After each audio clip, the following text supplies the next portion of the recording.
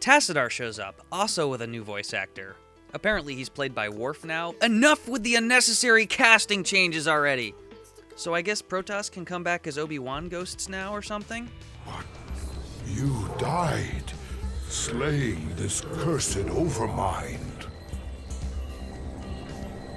I have never tasted death, Zeratul, nor shall I. But that is a tale for another time. That's it. I'm done. Fuck it. Fuck everything. The retcon that Tassadar's sacrifice at the end of StarCraft 1 never actually happened is already shocking and insulting, but before we even get the chance to let it register in our minds, we get hit with this fucking bombshell. I have come to tell you of this creature's courage. The Zerg were altered. A single overriding purpose was forced upon them. The Overmind was formed with thought and reason, but not free will. It screamed and raged within the prison of its own mind. Yeah, I remember that part of StarCraft 1. Awaken, my child, and embrace the glory that is your birthright. Know that I am the Overmind, the eternal will of the Swarm, and that you have been created to serve me. But the Overmind found a way to resist its all-consuming directive. It created a chance, a hope of salvation.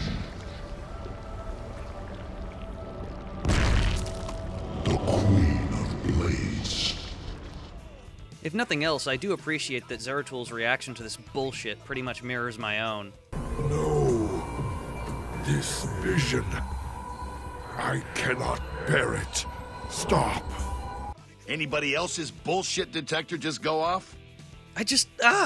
Do I even have to explain why this scene is garbage? Not only does this gratuitously retcon the stated motivations of the Overmind and the Zerg, but it attempts to make them sympathetic? Why? Only she can free the Zerg from slavery, and in so doing, save all that is. Is there any way to make this possibly more ridiculous? What's next? Are we gonna have the Hydralisks reading poetry in Heart of the Swarm? Friend, thy micturations are to me as blurred gravel botches in a lurking beam. If you're halfway cynical, I think you already know the answer. It's not unreasonable to assume Blizzard is gearing up to make the Zerg a playable race in an eventual StarCraft MMO. The pattern's just so damned predictable at this point. We've already seen it used with a number of races in Warcraft, where they brought back out-of-commission factions, or went out of their way to humanize evil ones in the build-up to the World of Warcraft launch. But in this case, they're pushing it too fucking far. The Zerg are a ravenous, all-consuming scourge. That's their role. The design of every creature in the Swarm is intended to evoke savage, predatory menace. An attempt to humanize the Zerg is a contradiction of their entire appeal. It makes as much sense as trying to make the undead from Warcraft into relatable, interesting fuck. Only days ago we were the Lich King's slaves. We existed only to slaughter in his name. And now, we are free. Let me talk about these retcons for a moment. Blizzard loves to pull these about-faces regarding established canon, but ever since World of Warcraft became their focus, they've been constantly pushing what they can get away with. When they started changing the orcs into good dudes, I think it worked, and there's a couple of reasons for that. Thrall and the other orcs had to deal with a new identity in the aftermath of the Second War, and were shouldered with the consequences of what their race had done to the human kingdoms. In addition, it didn't fly completely in the face of existing canon. The orcs, though warlike and bloodthirsty, did have an established culture mentioned in the earlier games, and it was pretty much well documented that Gul'dan was a bad guy who had them make a deal, almost literally, with the devil. They weren't mindless abominations. Even when they were evil, they were rational beings capable of making complex decisions. You'd have a hard time claiming the same of a ghoul or a zergling. But it was when they started using Frozen Throne to gear up for World of Warcraft that things started going all wrong. First we saw the Draenei, who were stated to have been genocidally slaughtered in the Tides of Darkness manual, just kicking it on Draenor.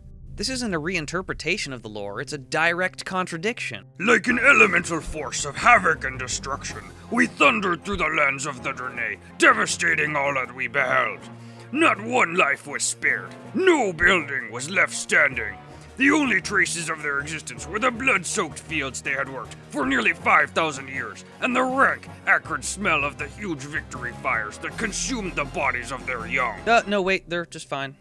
Then for an encore, Blizzard ushered in the sentient undead over several chapters so that we could play them in World of Warcraft. These aren't liches or death knights, they're just corpses, and they're pissed about how the Lich King doesn't give them wages or something. This is the kind of idea that was used as a gag in the Discworld books, and Blizzard played it with such a straight face I briefly wondered if I wasn't the one losing my goddamned mind. But all of this pales absolutely in comparison to the idea of the Overmind being a good-natured pawn in the evil scheme of the Xel'Naga, or whoever. There's not a single damned indication of this in StarCraft 1, and it retroactively takes a lot of the fun out of the Zerg missions in the original game. The appeal of playing the evil race in a strategy game is playing the evil race. You get to take pleasure in wrecking shit up and subjugating the opposition. For 10 odd missions, you get to be the bad guys. Go now, and bring swift wrath to all who would oppose the swarm. The Overmind was a really awesome, really well-written villain. He was arrogant and calculating, and even when he was just dispensing mission information to you, it sounded sort of epic and biblical.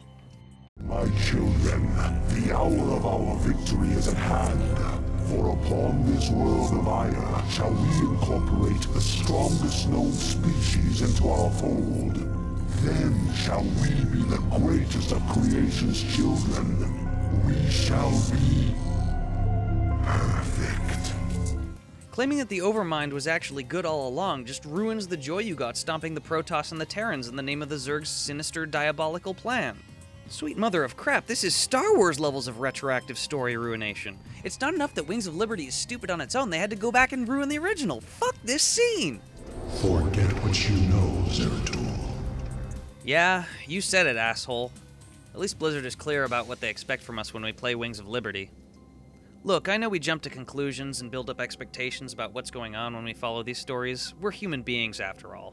But it's pretty obvious Blizzard wasn't secretly hiding this one in the story Bible back when they were making StarCraft and Brood War. I honestly hope this is motivated by a foolhardy rush to set up the Zerg as playable in an MMO, because the alternative explanation is they thought this would be a compelling second act reveal, which would just be fucking pathetic.